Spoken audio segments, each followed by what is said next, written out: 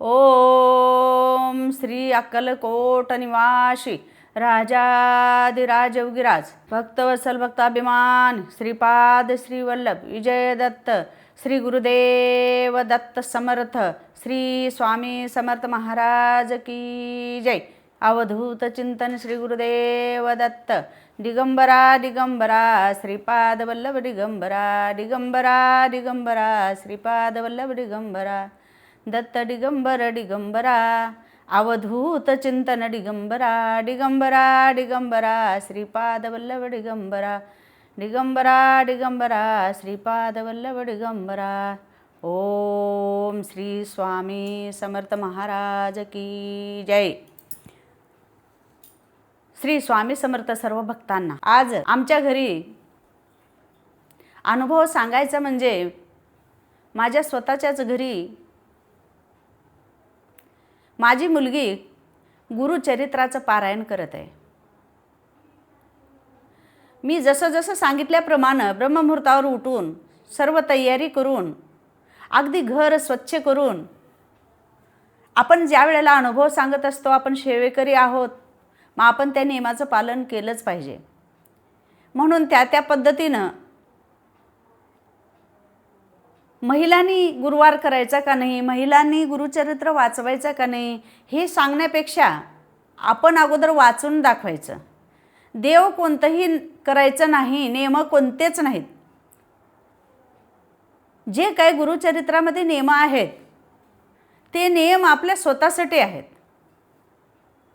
कारण तर आपण काहीतरी डाळी वगैरे खाल्लो, काहीतरी आपण चांगलं चुंगलं तळलेलं खाल्लो तर आपल्याला पोथी वाचत असताना त्रास होऊ नये, आपल्या पोटामध्ये त्रास होऊ नये, आपण जास्त वेळ बसून पोथी वाचतो हा उद्देश त्याच्या पाठीमागचा आहे। म्हणून भरपूर जण त्याला बाऊ करून दाखवतात, अरे बापरे ते लय हार्ड आहे बरं का, ते पोथी वाचून बरं का, गुरुचरित्र वाचायला लय आहे बाबा, त्याच्यात नियम होत नाहीत असं करणाऱ्याला सुद्धा आडवं येतात, करू देत नाहीत। म्हणून जे काही कोणता भक्त गुरुचरित्र वाचायचं असेल स्त्रियांना, आता केंद्रामध्ये आम्ही पाहत असतो सतत की बाबा नुसत्या स्त्रियाच भरपूर राहतात, पुरुषापेक्षा स्त्रियाच मन लावून सगळं काही देवधर्म करत असतात। म्हणून स्त्रियांना पोथी वाचायला काहीच हरकत नाही। स्वामी चरित्र सारामृत तरी वाचतात, सगळीकडेच वाचायला लागल्यात महिला, पण आता गुरुचरित्र सुद्धा भरपूर काही झालंय। दत्त अवतार प्रत्येकाच्या घरी गेलेले आहेत, स्वामी समर्थ आले म्हणजे दत्त गुरु आलेच। म्हणून गुरुचरित्राचं पारायण माझी मुलगी करत असताना आम्ही कालपासून तयारीला लागलो आहोत। मग आता हा अधिक महिना आहे, अधिक महिना असल्यामुळं आता शुक्रवारपासून केलं तर गुरुवारी आपल्याला उद्यापन येतं, हे बरोबर आहे। गुरुवारपासून केलं तर आपल्याला अजून गुरुवारी उद्यापन येतं, हे बी बरोबर आहे। परंतु वेळेअभावी आता आपल्याला अमावस्या समोर आल्यामुळं किंवा आता त्या मुलीला तिच्या घरी जायचं आहे, थोडे दिवस राहण्यासाठी ती आली, मुलांची शाळा वगैरे चालू होती, म्हणून आम्ही हा वेळ काढून अधिक मास आहे आणि कोणत्याही दिवसापासून सुरू केलं तर काहीच हरकत नाही, म्हणून आजपासून आम्ही गुरुचरित्राला सुरुवात केलेली आहे। आज पहिल्या दिवशी माझ्या मुलीनं 9 अध्याय वाचून पूर्ण केलेले आहेत आणि केलेले आहेत म्हणण्यापेक्षा स्वतः दत्तप्रभूने, स्वतः स्वामी समर्थाने, स्वतः ब्रह्मांड नायकाने वाचवून घेतलं, वधवून घेतलं। अवघ्या एका मांडीमध्ये तिनं 9 अध्याय पूर्ण कसे केले। मलाच वाटायचं बाबा मी हे करायला लावलं, पण धुडधुड वाटायचं मला, कसं करल। रोज तिसतेनं कामाच्या व्यापात राहणारी, वय तिचं काही जास्त नाही, 2 मुलं झालेले आहेत। मग घरात अनेक काहीतरी अडचणी असल्यामुळे तिनं हे गुरुचरित्र वाचायचा निर्णय घेतला। पण 9 अध्याय एकदम मस्तपैकी तिनं मला ऐकू यायसारखं, मी स्वयंपाक करत सगळे काही तिचं वाचन केलेले पूर्ण अध्याय वाचलेले मी ऐकण्याचं काम केलं आणि तिची सेवा करण्यासाठी मी सुद्धा कांदा लसूण सगळं काही वर्ज करून त्या परमेश्वराची सेवा करण्यासाठी ज्यानं वाचते, जे गुरु स्वामी सेवक आहे, जे दत्ताचा सेवक आहे, त्यांची सेवा करायला आपल्याला काहीच हरकत नाही। तिचं थोडं तरी पुण्य मला पण लाभल म्हणून मी केलेलं आहे। तर परमेश्वर तिला आनंद हाताने देवो, परमेश्वर तिचं जे काही आहे, जे संकल्प केले ते पूर्ण हो आणि आपण सांगितल्यासारखं तिचं संकल्प केल्यानुसार पूर्ण हो, एवढीच परमेश्वर चरणी प्रार्थना आहे। आपण स्वतःच म्हणतो फळाची अपेक्षा न करता सगळं काही करावं, परंतु आपण ज्या वेळेला सांगत असतो त्यावेळेला आशेपोटी आपल्याकडे कोणीतरी येत असतात की बाबा इथं काहीतरी आहे, ह्यानी एवढं करतात म्हणलं तर काहीतरी आहे, मग माझ्या घरी असं होत आहे, मग मी कसं करू, मग कर बाई एवढं म्हणल्यानंतर ते करायला चालू केले. तर असो, ह्या पद्धतीने आम्ही मांडणी केलेली आहे, आपल्याला दाखवण्याचा सुद्धा प्रयत्न केले. दत्तप्रभूची फोटोवरती आहे, खाली स्वामी समर्थाची आहे, गुरु दत्ताची मूर्ती आहे, लक्ष्मीची आहे, शंख ठेवलेला आहे, गाय ठेवलेला आहे, सगळं काही व्यवस्थित पूर्णपणे आपण मांडणी करून आपल्या चौकटीला हळदीचं लेपन, रांगोळ्या, माझ्या घरी महादेव असल्यामुळं महादेवाची पूजा, माझ्या घरी विहीर असल्यामुळं गंगेची पूजा, सगळं काही व्यवस्थित आम्हाला घडलेलं आहे आणि व्यवस्थित योगायोगानं सगळं काही चांगल्या पूजा आमच्या होत आहेत. तर हे दत्ताची ज्या वेळेला गुरुचरित्र वाचन करत असतात ना, त्यावेळेला भरपूर मोठं फळ मिळत असते, पण लोकांना दम नसते. काय असते बाबा, माणसाच्या संचितात जे लिहिलेलं आहे, मी प्रत्येक वेळेला तुम्हाला सांगतेच की बाबा प्रत्येकालाच भोग भोगून संपवावा लागत असतो.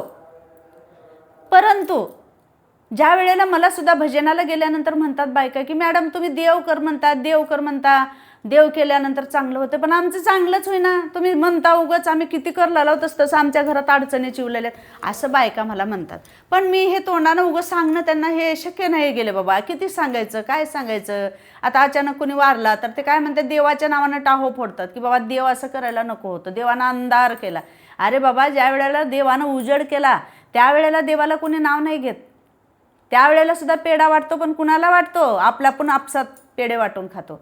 पण ज्या वेळेला आपल्या संचितात जे जे आहे ते आपल्याला भोग भोगून संपवावं लागतं. पण ज्या वेळेला भोग भोगत असतो आपण आणि गुरुचरित्र वाचलो किंवा स्वामी समर्थाचं सारामृत वाचलो, 21 अध्याय गुरुवार केलो, तर आपल्या भोगामधलं थोडं ना लई स्वामी समर्थ कमी करतात. हे 100% स्वामी शौकाचा शब्द आहे. आपलं काही ना काही टळलं जातंय. उदाहरणार्थ कोणत्या तरी माणसाचं त्या ठिकाणी मृत्यू आहे, त्या मृत्यूच्या वेळेला आपल्या घरातली आई असो पत्नी असो आपलं स्वामी समर्थाचं काहीतरी करत असताना अजिबात तिथं मानसिक हानी होणार नाही, हा माझा शब्द आहे. होऊ देणार नाहीत स्वामी, तुमच्या संचितात असून सुद्धा होऊ देणार नाहीत. अशक्य ते शक्य करून दाखवणारे स्वामी आई आहे. मग तुम्ही कशाला डगमगायचं आहे. अरे बाबा, तुम्हाला किती सांगावं, डगमगू नका. तरी पण दररोज हे वाढतच चाललेलं आहे. मला कोणता देव प्रसन्न होईल, मी कोणत्या जाणत्याकडे जाऊन काहीच नाही. आपल्या घरी बसून आपण सगळं काही मन लावून देवाची भक्ती करा, घरामध्ये बसा, आपण संकल्प करा, घरामध्ये बसून केल्यानंतर तुमचं थोडं ना लई दूर होणार. तर बघा, मग आपण भरपूर काही करत असताना आपल्याला होईना गेले. मग ह्याच्यावरून आपल्याला एक छोटीशी मी कथा सांगणार आहे तुम्हाला की गुरुचरित्रामधलेच, गुरुचरित्राला निगडीतच आहे. तर गुरुचरित्राचं 12 वर्षे गुरुचरित्र वाचन केलं. 12 वर्ष ज्या वेळेला तिनं वाचन केली, वाचन करत असताना ती स्वामी भक्त होती. स्वामी समर्थाची सेवा करायची. अगोदर स्वामी समर्थाची सेवा केल्यानंतर स्वामी एक दत्तावतारी आहेत, ह्याच पद्धतीनं आता आम्ही कसं करतो त्याच पद्धतीनं ती अनधा नावाची स्त्री व्यवस्थितरित्या तिचं घर संसार चालायचा. छोटंसं एक तिचं धान्याचं दुकान होतं. विनायक नावाचे तिचे पती, आणि तिने गुरुचरित्र वाचायला चालू केली. स्वामी समर्थाचे गुरुवार करायचं, छोटंसं तिचं घर आणि व्यवस्थितरित्या चाललेलं, आणि ती जे काही आहे त्याच्यामध्ये तिनं समाधान राहणारी स्त्री आणि निश्चिंत आणि कठोर भक्त स्वामीची, की बाबा कसलाही विश्वास स्वामीवर, की काही जरी घरामध्ये अडचण आली आणि पतिदेव म्हणले की बाबा हे कामच होत नाही, तर तिनं म्हणणार की होतंय, स्वामी करणारच, असं म्हणत पुढं चालली. हे चलत असताना जात असताना 12 वर्षी ही सेवा चालली आणि पतीचं तिथं सतत भांडण व्हावं की बाबा काहीच होत नाही, उगं तू दिवस रात्र देव करत बसतीस आणि स्वामी आपलं कुठलंच काही होईना गेलं, एवढ्या दुकानावर आपण काही पुढं जातच नाही, असं भांडण करायचं. मग त्या ठिकाणी तिने त्यांना शब्द द्यायची. असं शब्द देत असताना 12 वर्ष झाले सेवा करून, मग एका दिवशी अचानक तिनं 18वा अध्याय गुरुचरित्राचा वाचन करीत घरी बसली होती. वाचन करीत अनधा बसत असताना विनायकाच्या दुकानाला आग लागली. तिच्या नवऱ्याच्या दुकानाला आग लागली आणि सर्व काही जळून खाक झालं. सर्व काही जळून खाक झालं, पण त्या दुकानामध्ये बसलेले पती सुखरूप बाहेर निघाले.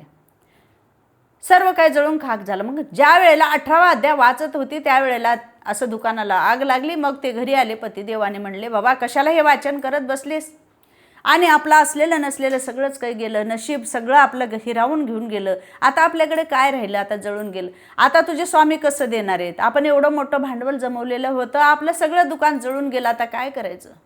तरीसुद्धा ती अनधा नावाची स्त्री भक्त होती.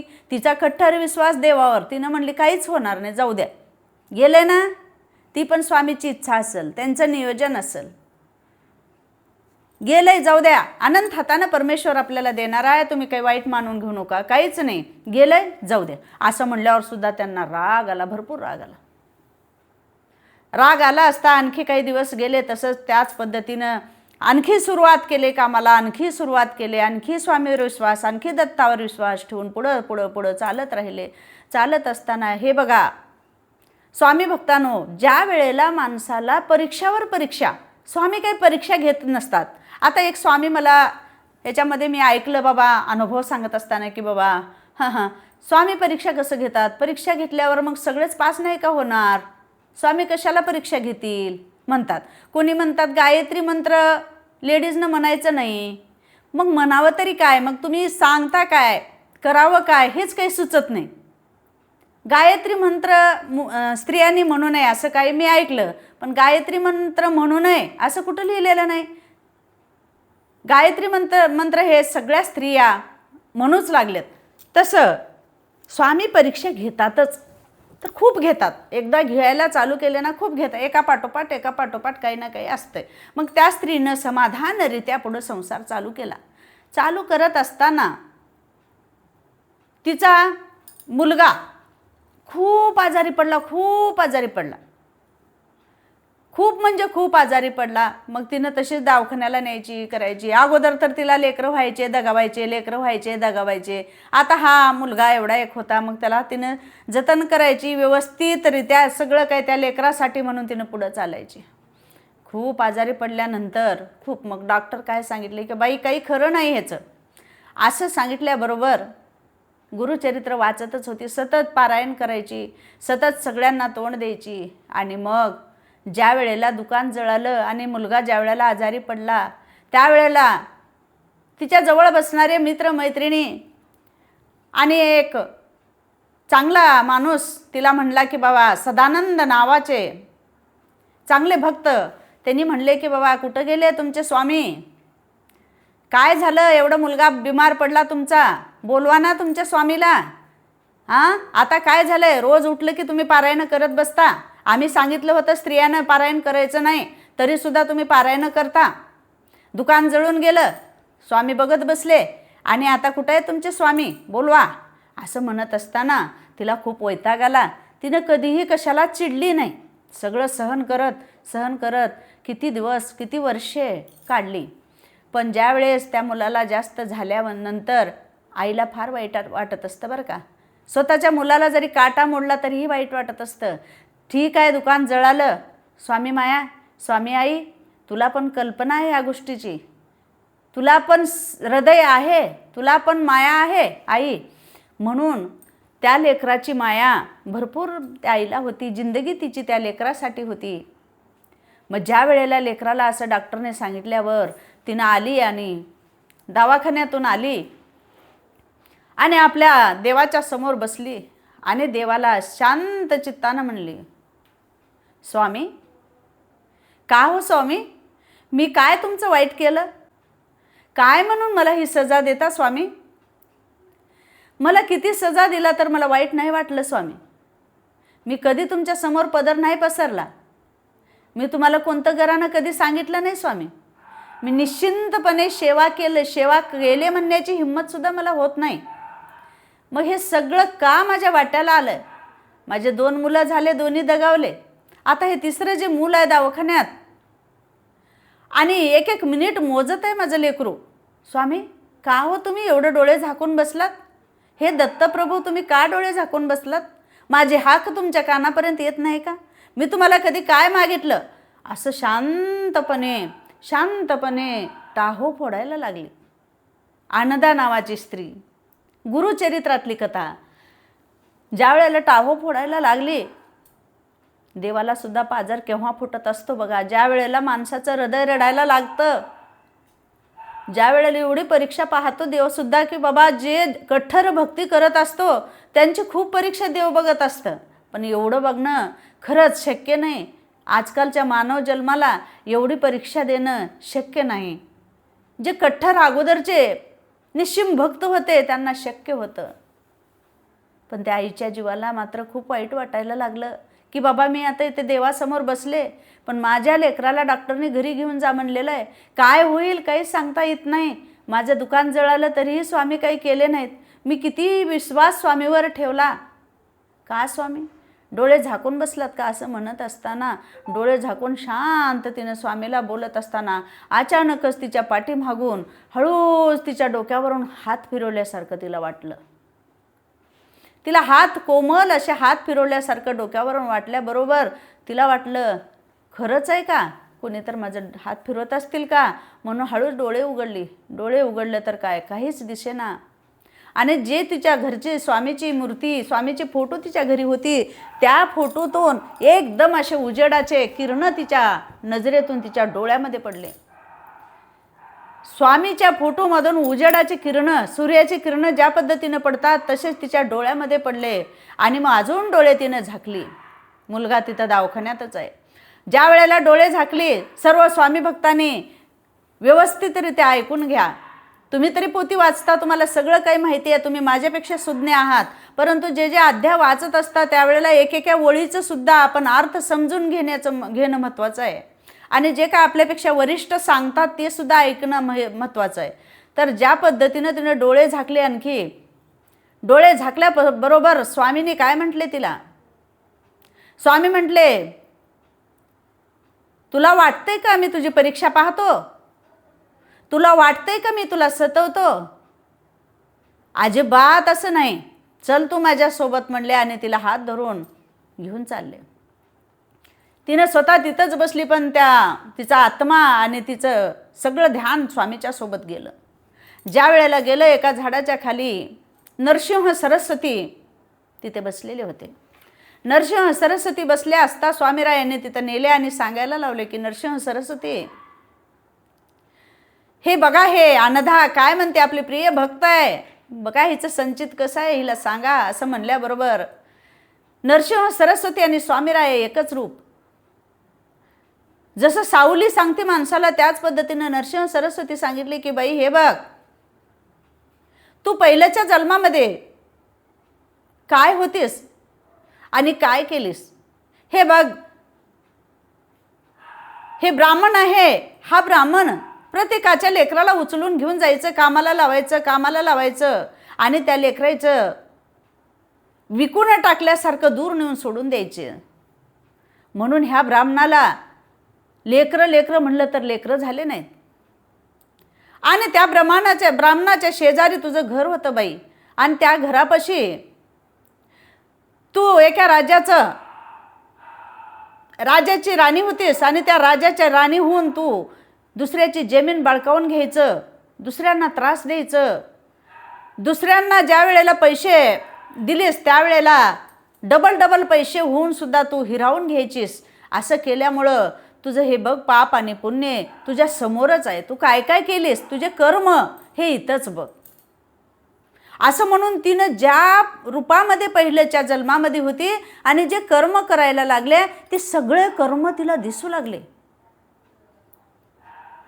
तिनं म्हणले अरे बाप रे, म्हणले मी एवढं पाप केलंय.